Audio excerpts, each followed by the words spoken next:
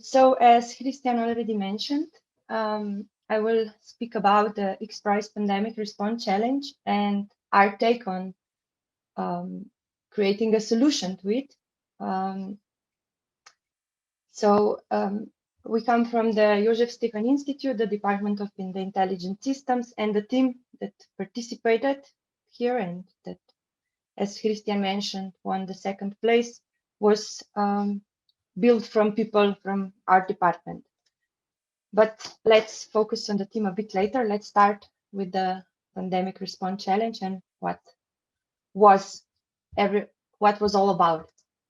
So the XPRIZE Pandemic Response Challenge was a data science competition, which was placed into stages. In the first stage, the idea from the participants was that they need to predict the future COVID infections per region.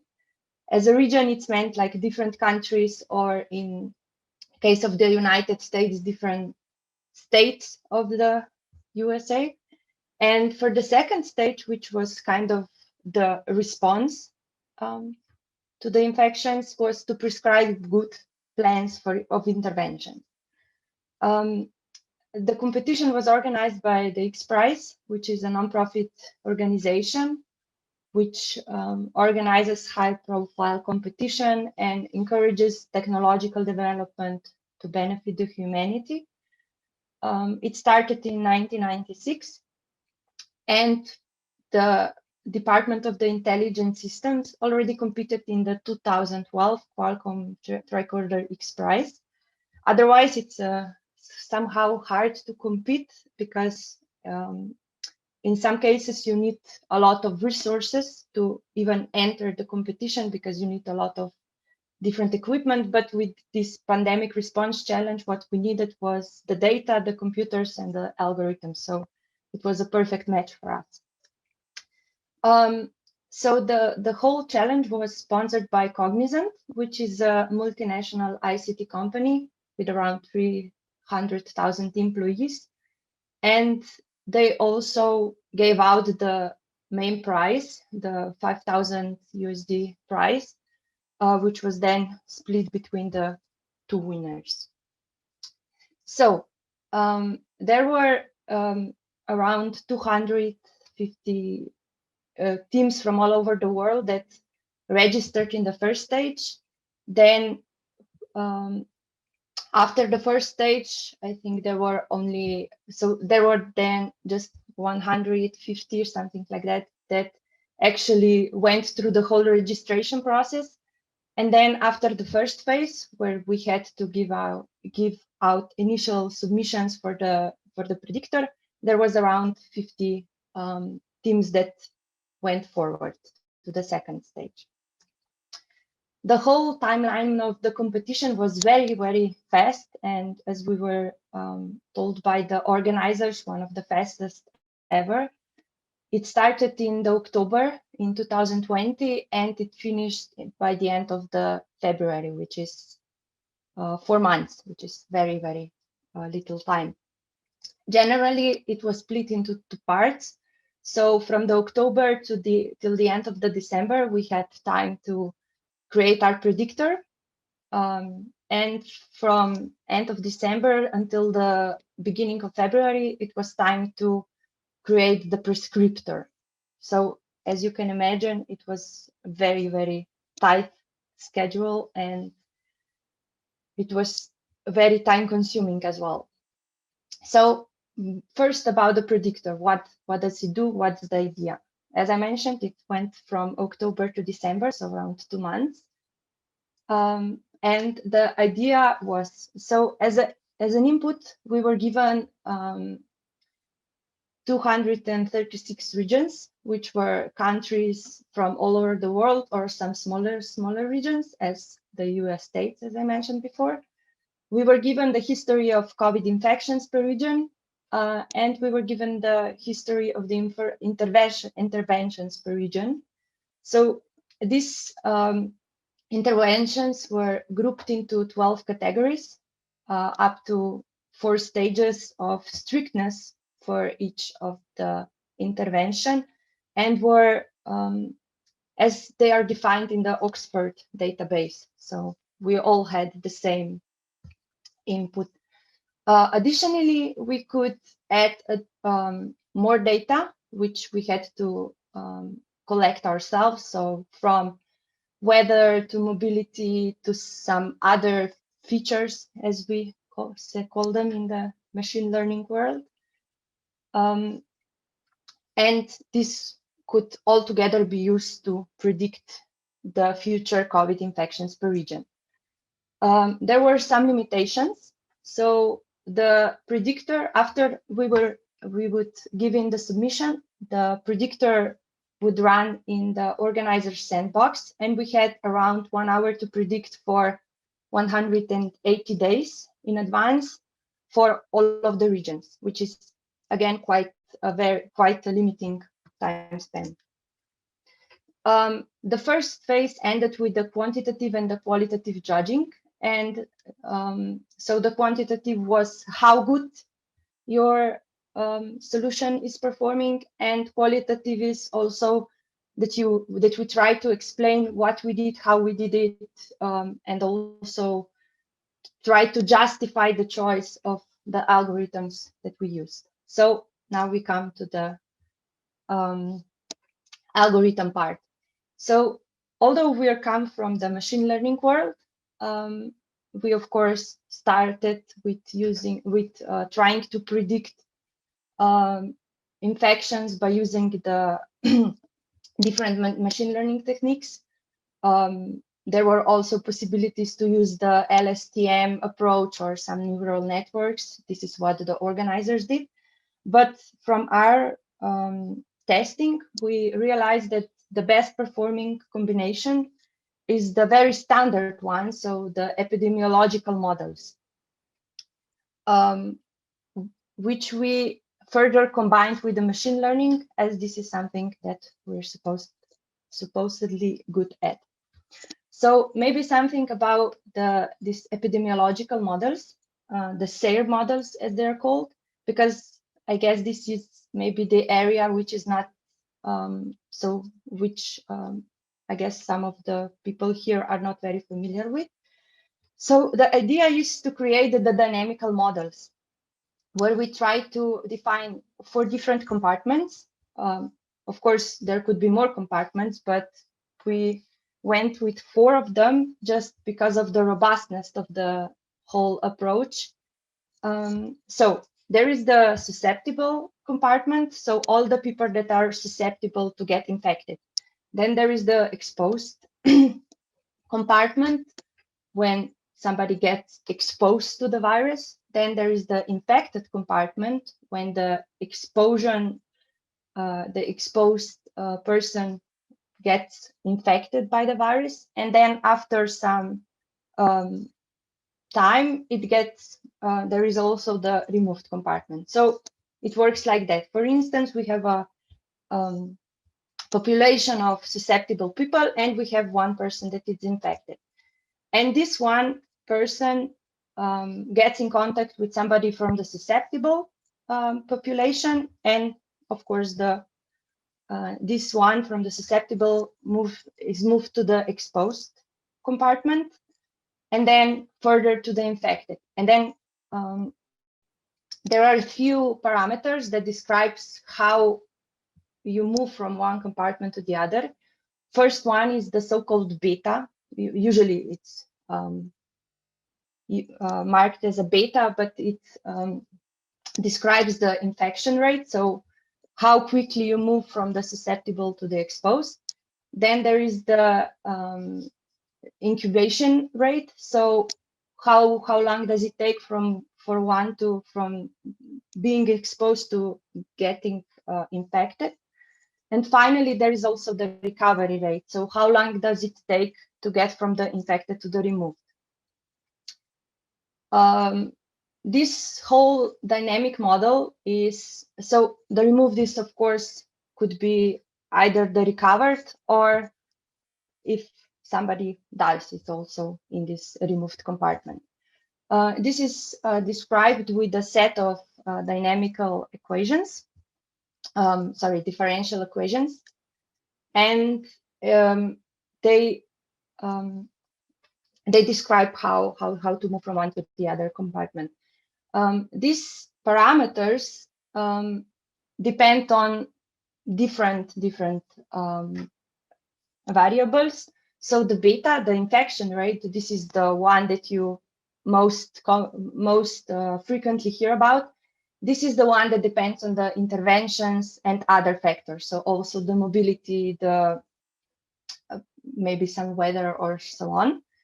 While the incubation rate and the recovery rate or the mortality rate, it depends, you can split the final compartment into more parts, are generally fixed.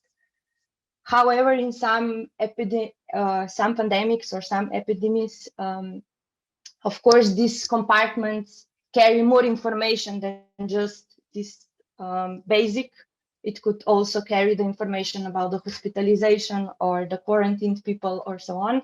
So this delta and gamma, delta and gamma could also be a bit more variable.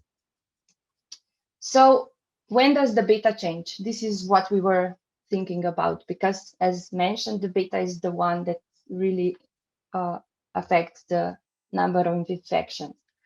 So it could be when the intervention change or when the infections change. So what we wanted to do is to somehow predict the beta. And what we were asking ourselves here is, okay, so if we want to predict the beta, we know that it could be very constant in some interval, but it changes in some other interval. So we went with two different splits, the two that I mentioned. So when the interventions change or when the infections change. So we fitted the beta to data. Here we used some fitting mathematical modeling and so on. And we fitted beta to each segment of the infection data. Here is an example for France, just because this was done for the second wave, and the France has had this really very nice fitting.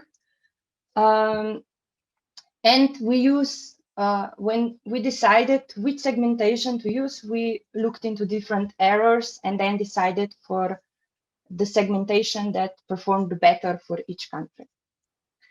So what we ended up with is this time series where we had different betas that changed over the time. So to predict the new interventions, we had to set or get the beta for the future. So here we use as I think it's very expected, the actual machine learning. So we use the interventions and the normalized interventions, then some different static features such as weather, holidays, so on, and some other features that were gathered, so the mobility, mask usage, and so on. The problem was that not all of the features were available for all of the regions. So we mostly ended up with using the interventions, and we tried to predict the normalized beta, which was then transformed back to normal beta when we put it back into the epidemiological model. Another thing that we also used, or that we also take into account, is that we use just the betas where there was a negative correlation between the interventions and the normalized beta. So in some countries, it could be possible that some of the fitting was not very well done, because if there is a very few number of cases, then could be some numerical instability present and so on. So by making sure that there is this negative correlation, we had a better training set. What we learned generally is that to predict the beta, there is the countermeasure strength, where the workplace and the school closing had the biggest impact, and maybe facial coverings and cancellation of the public events had a smallest one, but here are these groups of categories of the interventions that were used. For the first phase, so this was more or less just as a qualifying thing. So those that were the 50 best group, the 50 best teams that had the best performance in the first phase could then be could then advance to the second phase. So we were actually performing quite well, although it was the first time we were ever working with these epidemiological models and different epidemiological predictions. And for some time, we even were placed at the first place, and then we moved around from first to the fourth place, more or less all the time.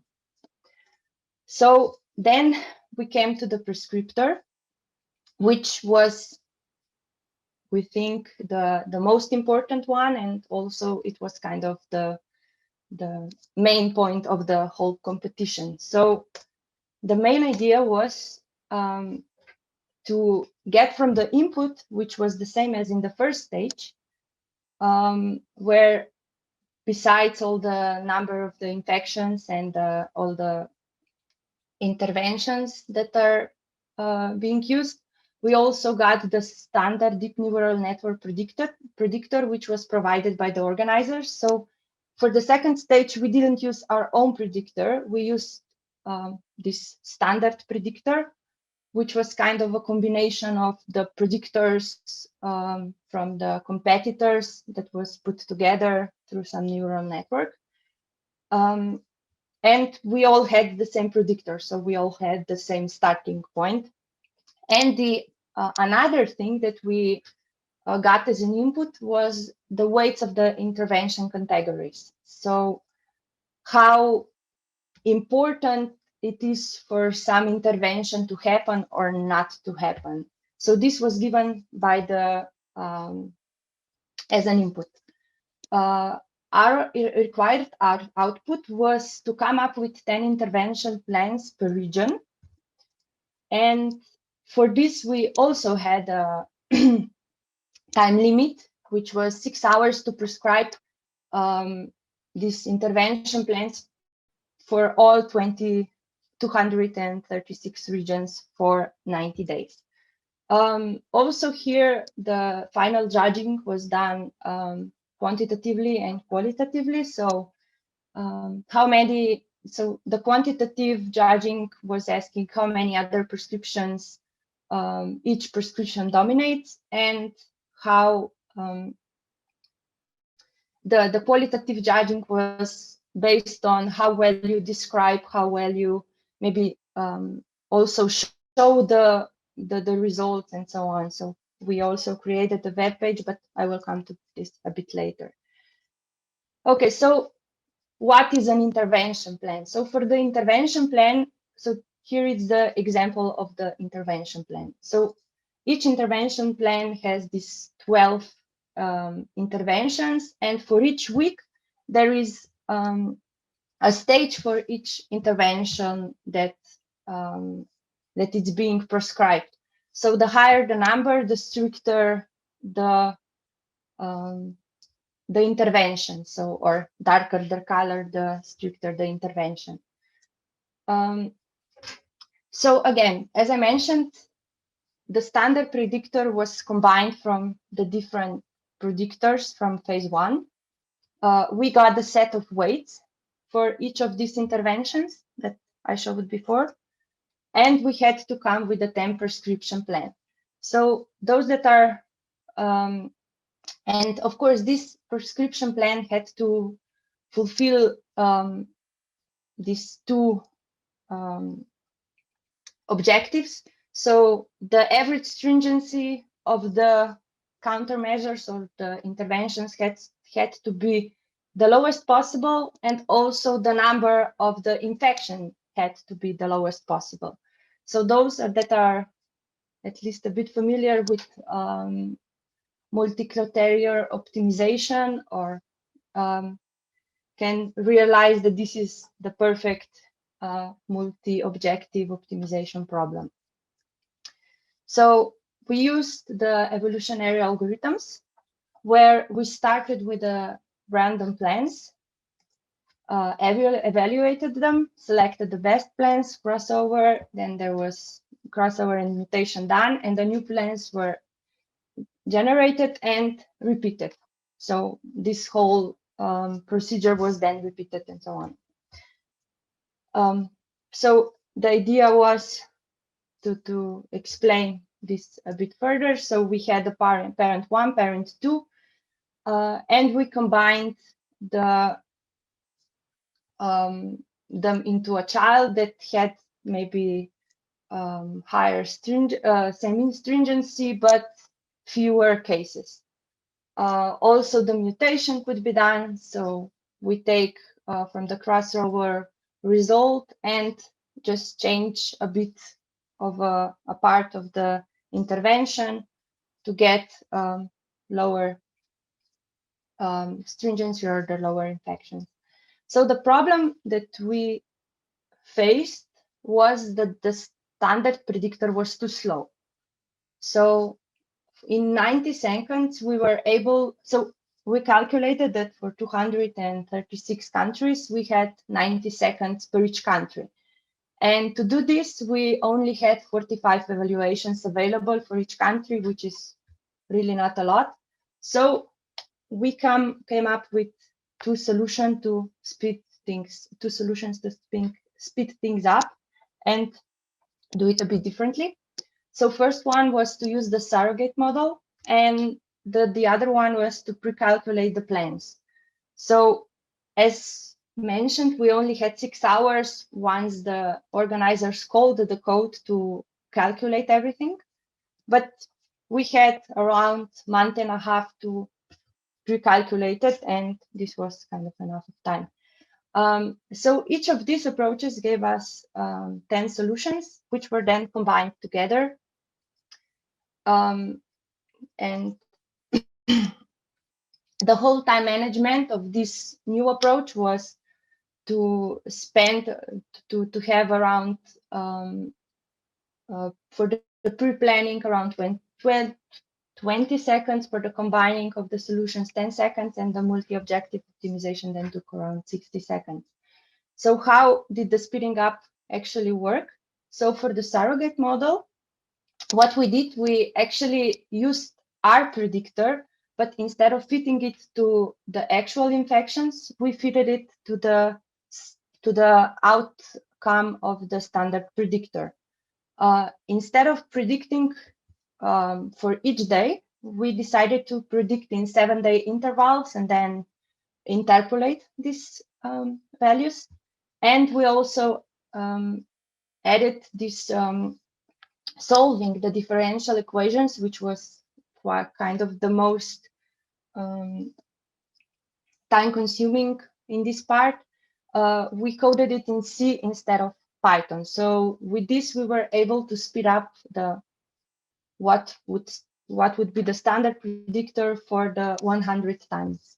For the pre-computation of the stringency plans, we actually pre-computed all the possibilities, and we only did it for the stringency, and then replaced these stringencies, or added to this stringency, we added the interventions later. So I will explain this a bit later. So the pre-computing was done like this, that if the infections are rising fast, the stringency is higher, and if the infections were falling fast, then the stringency could be lower. And once we had the stringencies, we then prescribed the specific interventions.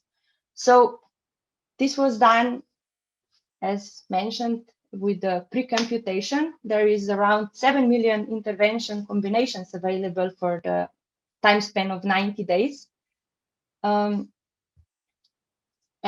what we did is, for each stringency, we pre-calculated all this intervention combination and see what would the number of infections be for this. So once we know what the stringency was, we then just chose the intervention plan that for this stringency would have the lowest number of infection.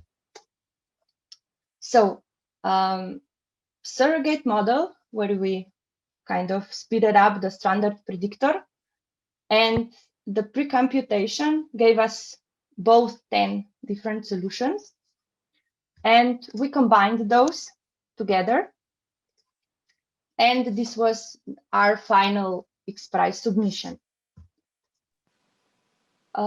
So what was then done by the organizers is how they compared these plans.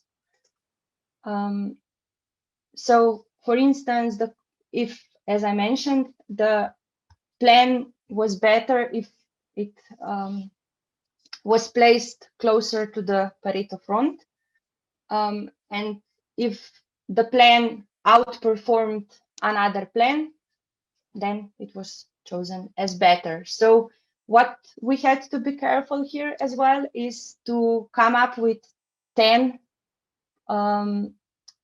prescription plans that would perform the best as possible, because in case that one of your plans was performing way worse than the intervention plans from other competitors, your whole solution would be compromised, if I may say so.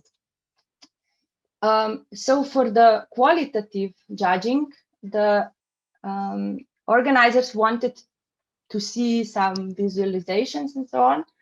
So as we have few people here in our department that are very specialized in this visualization, we actually decided to do a web application where one could put in different intervention plans or different intervention plans, and they would then be compared to on this Pareto front, and one could see what would this mean with the number of infections, what does it mean for the stringency of the intervention plans and so on. We also had some very nice, very shiny, more complex visualizations, which allow to compare different plans in actual 5 or 3 and 5D. Yeah, so it seemed that the qualitative submission and also the quantitative submission, and also with the combination of this qualitative submission where we created this web page, put us in the second place. We were able to reverse engineer and try to find how our quantitative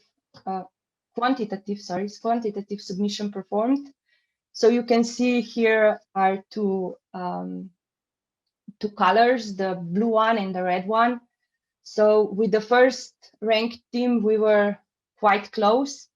We even had maybe some better solutions, but overall we were very, very close regarding the qualitative submission.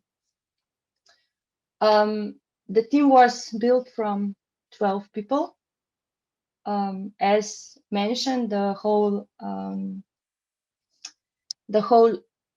this response challenge was a very, very time limited, so everybody had to work extra hours or days or weeks, some would say, and it really came together because everybody kind of gave a part of the solution that could then be built together by our master integration, the integration master. So yes. So I will end the presentation at this point. I will open it up for questions if there are some. I guess there are some. So yes, thank you. Thank you, Nina, for the nice presentation. So yeah, now the questions, please.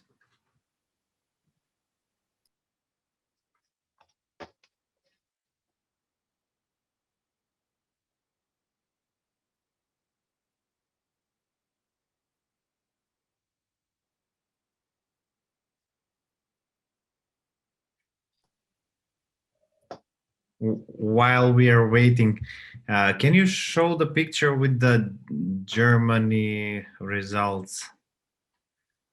This one? Yeah, yeah. So you have your team in the first place, but also I see some other colors. What are those? Those are the other teams, that the solutions from the other teams. So each color represents one team. So you can see some of them came up with plans that were very high on stringency, but only had a very low number of infections. Then you have some that were more that were less restrictive with their plans, but had of course the higher number of cases here.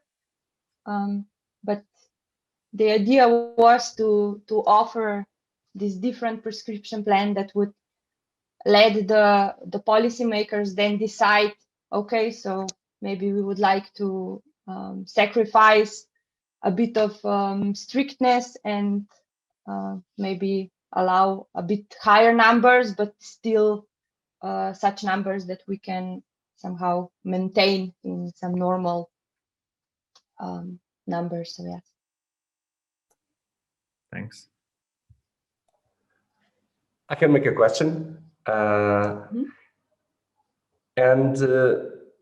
so have you seen, so after this challenge, have you seen some evidence of first policymakers using these results and second, them being confirmed? I think this is the first question. And another one is, if you have an idea if the solution from the German team is totally different and it doesn't make sense to talk about it, or if it's just something that they did a little bit different and that you can comment on why they were a little bit better than yours. By the result, it seems that it was totally different approach. So yeah, first one is the one that yes, of course, we're trying to get this to actually be used in the real life. Of course, it's when you try to, because the policymakers are sometimes in the government or some public health institution. So sometimes it's hard for them to trust the data. So now we're working on making models more precise for Slovenia and to kind of get them to use, or to maybe not use as the only source of the decision making, but maybe as a help on how to decide. So this is in progress, to be honest. So we hope that it will get used, because we believe it could be very useful. Regarding this Germany, so here it's maybe I was a bit unclear. What we're showing is this is just the 10 plans that each team prescribed for one region. Here we chose Germany. I don't know why. I actually borrowed some of these photos or some of these pictures from a colleague that already had some kind of presentation. So I'm guessing that he likes Germany here. But the idea is that so we all the winning team is actually from Spain, so we were also in contact with them. They actually chose a very different approach. They were more relying on different neural networks and some LSTMs more and so on. But the final, for instance, for Germany and for some other countries as well, the solutions that we and them got, although through very different approaches, were very close on this Pareto front that we were trying to get to. Hope I answered. Yeah, maybe I didn't explain. So if you have a question, you can do it by raising hand or just unmute yourself and yeah, shout out the question, please.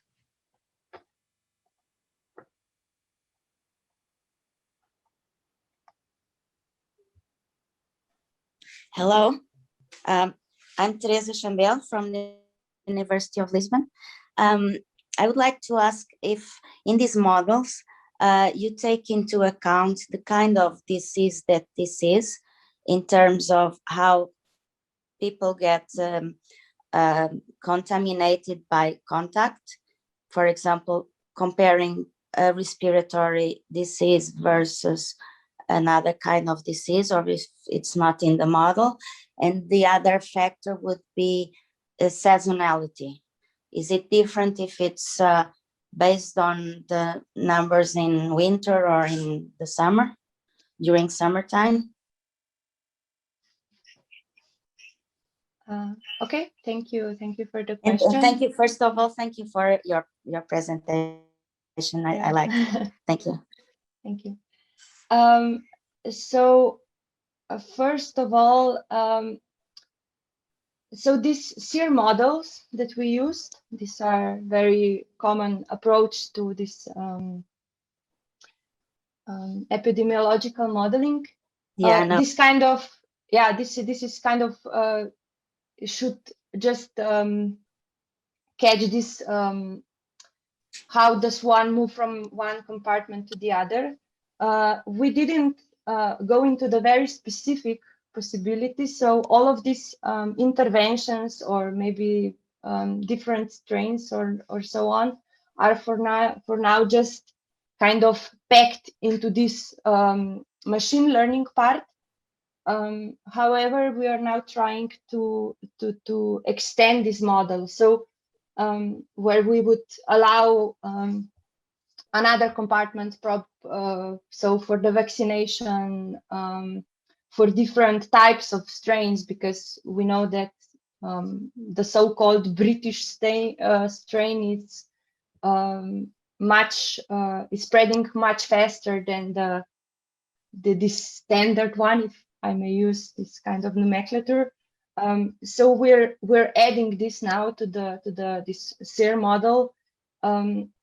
With the competition, we just went with very robust one, just because we had to make it work for all 230 countries. And as I mentioned, there were, for instance, some countries that didn't have the reported cases, or the interventions were not available for them, so we had to somehow group them. So that's why we just went with this very simple one, so which doesn't really take into account these respiratory things and so on, just because it had to work for all 236 countries. But now that we're making more specialized models, we try to take this into account as well. Also, so besides this seasonality, it's of course the effect of the countermeasures changes through time. So when they first appear, people tend to take them much more seriously. After a few months, the same countermeasures become more loose because people start to are fed up with everything, or the numbers are falling, and then you don't really see why you should still follow the restrictions and so on. So this is all the things that we're trying to build in the new models now, that would be very specialized now for Slovenia first, and then for hopefully for some other countries. Yeah, but people getting fed up with measures, I think would add up each time, whereas the seasonality is cyclic. So we are again in the same time in terms of the seasons as we were last year, but we are already with more than 1 year with measures. So I would say those two parameters do not go along the same way. So this seasonality is actually part of these statistical features that I mentioned before. So here with weather mobility, there was also the part of the year, the average temperature, there are a few. So if maybe I can, maybe I went too quick through it.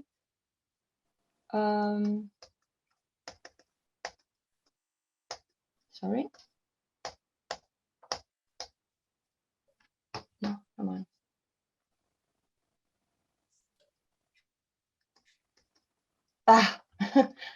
Was I? I'm sorry. Oh, here, yes. So we had, with these static features, we had like a really, really big number of it.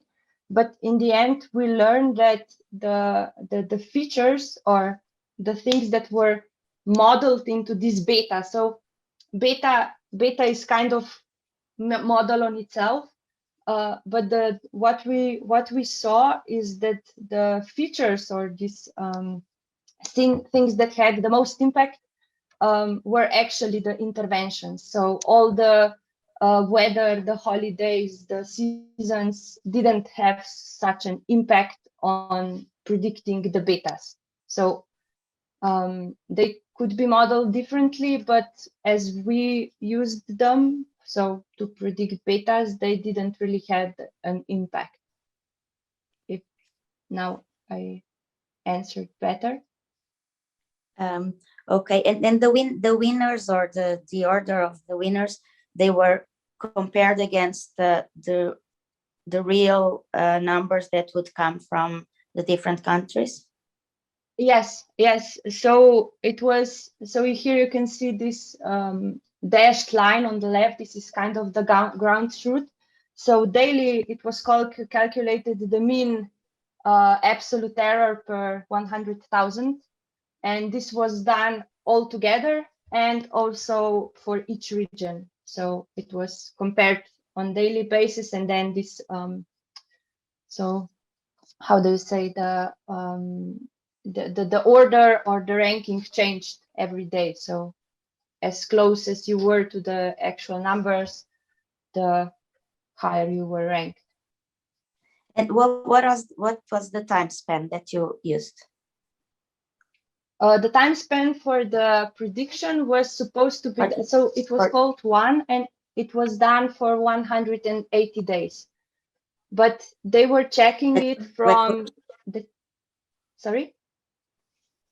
When in time? In so yeah, they called it, so it started on the December 22nd. I think they ran it, and then it went on until the end of competition, which was by the end of February. Yeah, because that is the same time of the year. So some of the parameters they did not have the time to apply. Like seasonality, it's the same. That's the same time.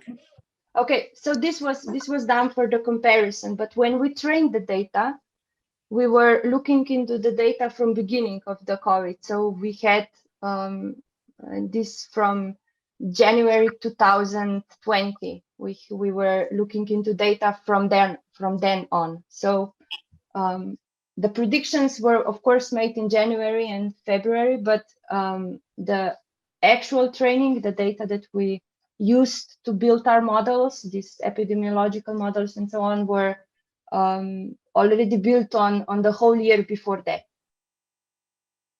So, okay, thank you very much. And yeah, no go problem. on with your Thank you. good work. Thank you. Stefan, Manev, please, can you ask your question? Sorry. Oh, sorry, I was muted. Hello.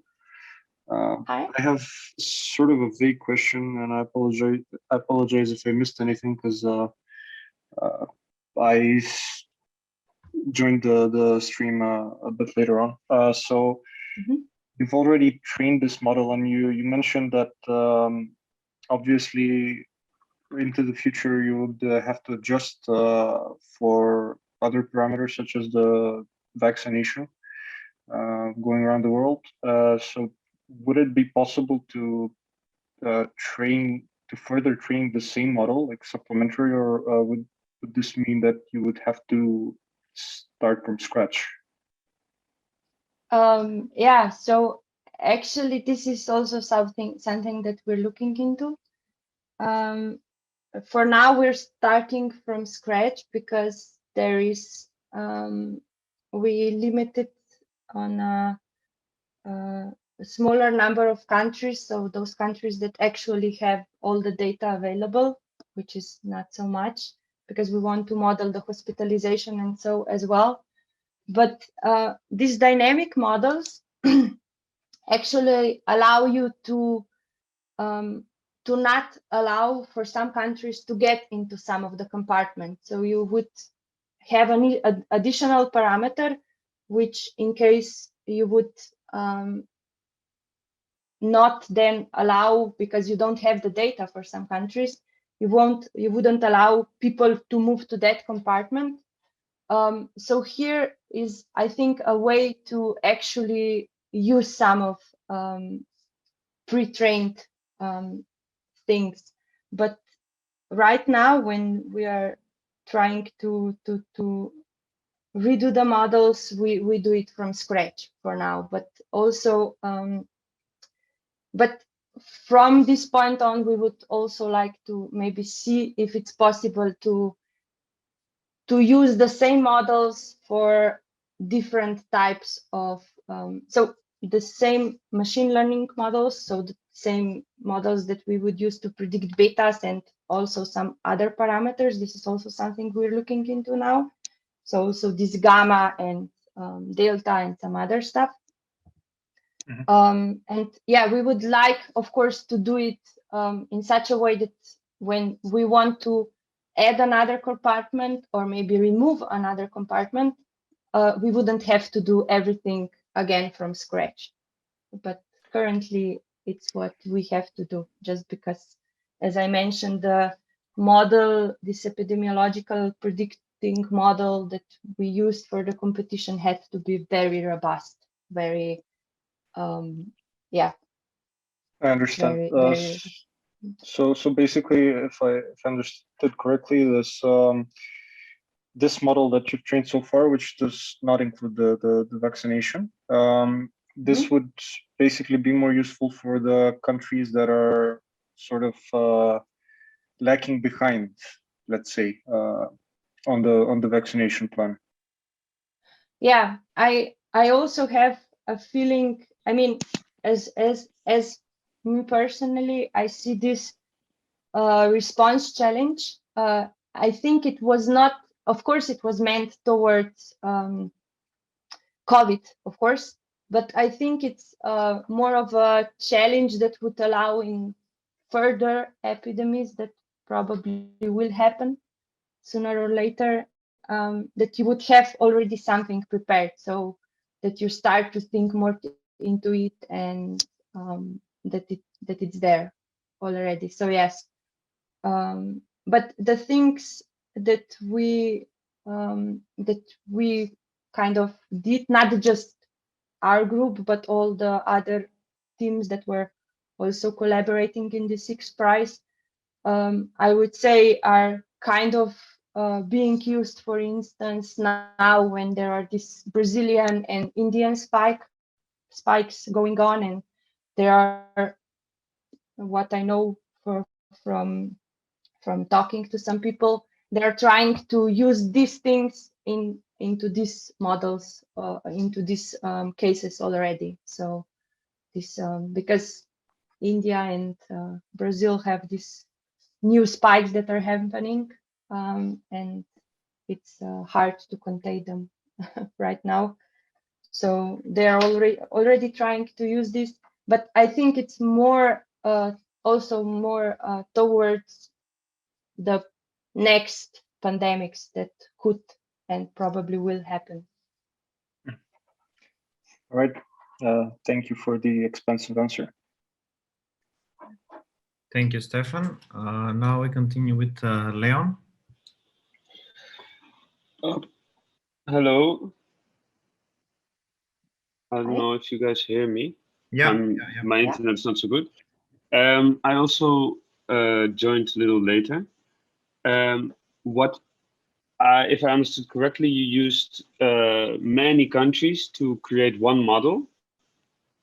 And right now I've been, and in the end, you will use the model to actually predict something from one country, correct?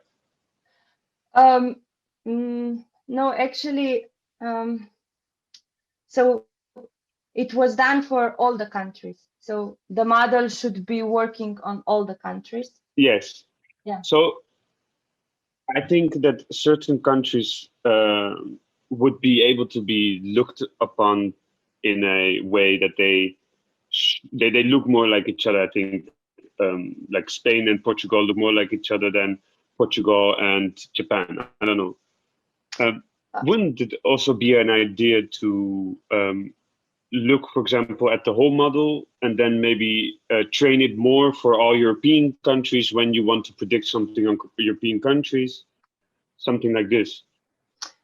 So actually, some of this has already been done just because there were, as I mentioned, few countries that there were no data available at all. So what we did, we kind of looked into, okay, so this country is similar to this one, so it might act as this one. And also when looking into this pre-calculated plans, it was of course impossible to do it for all. So we also here kind of created the groups.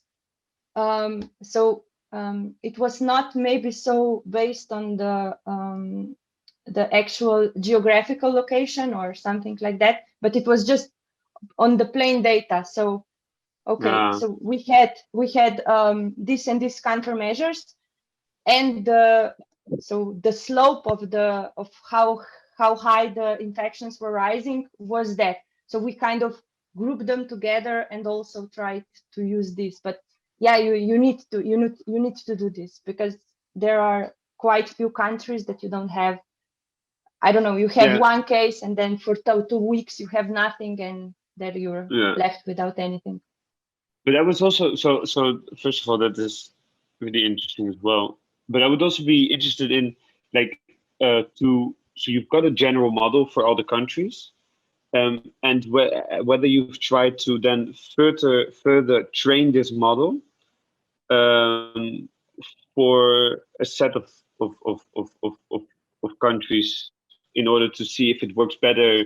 Like if you then further train it on only the European countries, if it then works better on European countries to predict, or whatever clustering or like grouping, like you said. Yeah. Yes. I'm not sure if in this way that you're asking has really been done. But yeah, this could of course also be the idea. So, but this would be then done for predicting these parameters. So the whole epidemiological model, where we're talking about these dynamic equations and so on, this kind of remains the same. So it's just on how you try to predict these parameters that describe how fast you move from one compartment to the other. And this, of course, if you, of course, yeah, this could be done in different groups or different. Okay. Yeah. Okay, thank you. It was done in a way. It was done in a way because I don't know if you were already been present there, but we also tried to see this negative correlation, which I mentioned here. So you would want to see that when you have stricter interventions, you would want in some time see that the trend of the infection is falling. So here we already had to remove some countries and then kind of group them by similarity to some countries that were actually performing in this way, if I made myself clear. Okay. I think I understand. Thank you. Oh, Thank you, Nina. Nina. Yeah, Teresa, you also had a comment in chat. So yeah, I wrote a comment just to. Now I understood. If the countries are not separated or the regions, then seasonality will not appear because it has to take into account the regions and climate regions. Tropical countries don't have seasonality, whereas, for example, as you mentioned, Portugal or Spain, in the temperate region, there is a very clear seasonality effect. So they have to be dealt with in a separate way. Yeah, so this is kind of already hidden in some other parameters. So I don't know if we had this seasonality, but it is there in some other parameters, as you know from machine learning. If you mix the countries, if you mix the countries and then hemispheres in particular, then it becomes blur. I don't know how you then identify. So if you then take into account where the countries are. I mean, this is part of these features for the machine learning algorithm, right? So if it would be kind of in there, if this is an important part for when you try to predict these betas, then it would be there anyway. So it might not be like you say, okay, so here is the seasonality, but it could be some other combination. So I don't know, I'm guessing now, but I think we had few hundreds of these features, static features that we came up with. So all of this information is somehow hidden in there. So if there is this information, and if it's important, the machine learning model will recognize it as important. And when you will try to learn it from the data that you then have available, it will be there. This could be seasonality or the temperature or if you take into account the country or the region. I mean, of course. If they are merged together and you don't know which country they come from, then it's not so detectable. Okay, thank you. Thank you, Teresa, for the nice discussion. Do we have some last question? I think we're already past 1 hour.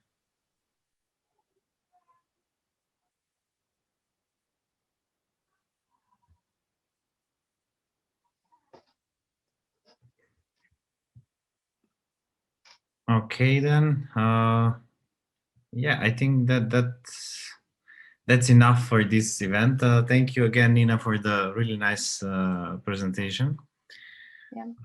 So thank you all for joining this first public event for the WideHealth project. So follow us on Twitter. Also, we will publish some newsletters from time to time from the results that we will get. And I think, that is more or less. Thank you again and see you on the next event. Bye-bye.